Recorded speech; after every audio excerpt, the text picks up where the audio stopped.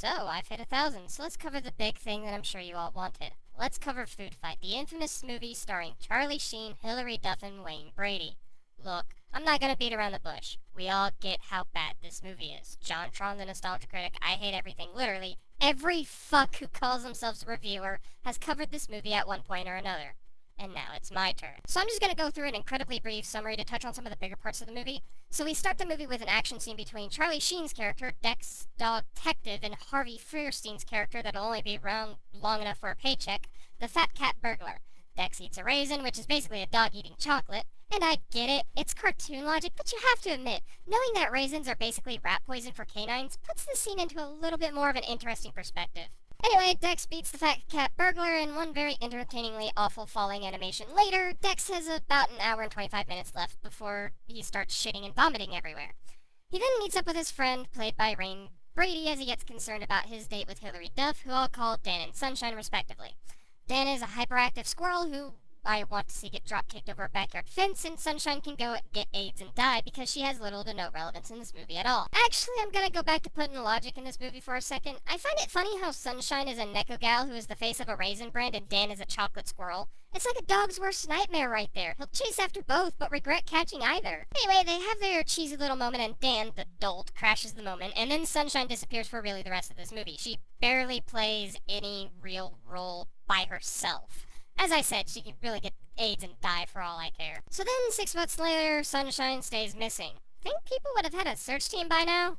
But whatever, we didn't get a cutaway and a weird guy played by Christopher Lloyd. That sucks. There was really no work for you after Back to the Future.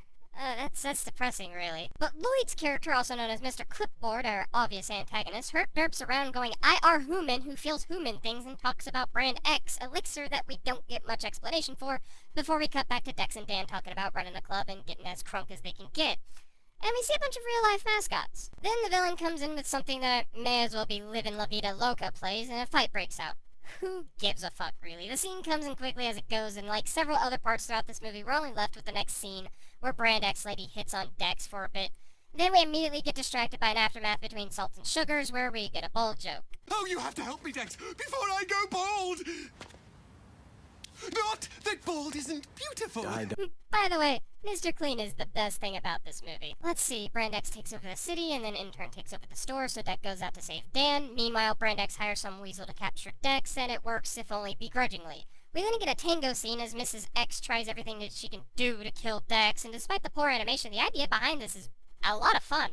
Like, seriously, this could have been great, as cheesy as it is, with better animation. I feel it could have been funny. Anyway, Dex wakes up in an oven, or in this case the dryer, with his friend Dan, as Brand X tries to melt Dan down because he's chocolate. Hell, I don't know about you, but I could not see that coming. Did you feel me? Alright, half-ass World War II jokes aside, the spin cycle starts and the two escape almost immediately by sock because, and I quote, socks always escape the washer. Look, I'm not against puns, but when the pun is your way of getting out of a contrived plot point, that's when I start to have a bit of issues with it.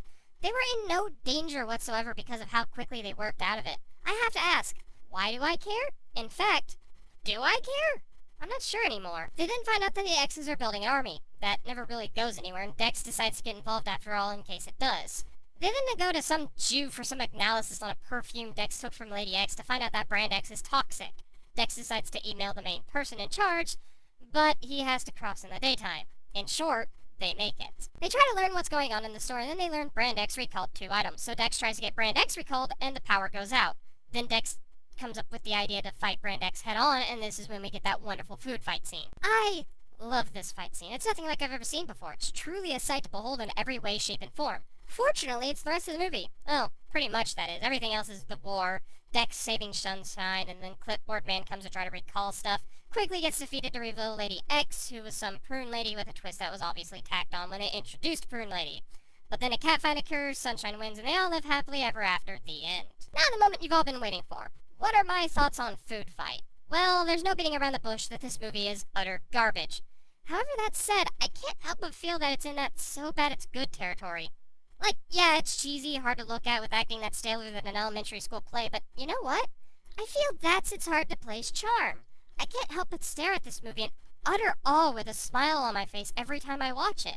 So, yeah, I like this movie. It's hands down one of the worst things I've ever reviewed, but I can't find myself being angry at it. It's a crappy angel, something that you just Gotta love to hate.